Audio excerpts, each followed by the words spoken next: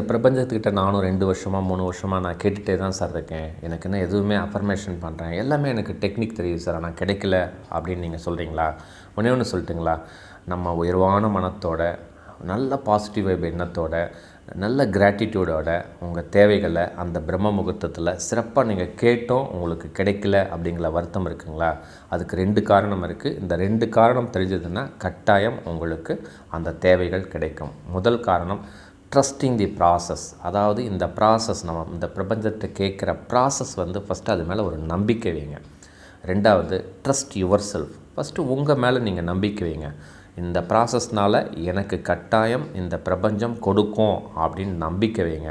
இந்த 2யும் சிறப்பாக நீங்கள் செயல்படுத்தினீங்கன்னா கட்டாயம் இந்த இறைத்தன்மைக்கிட்ட, இந்த பிரபஞ்சத்துக்கிட்ட, நமக்கு மேலே இருக்கிற சக்திக்கிட்ட நீங்கள் கேட்குற பொருள், பணம், நபர்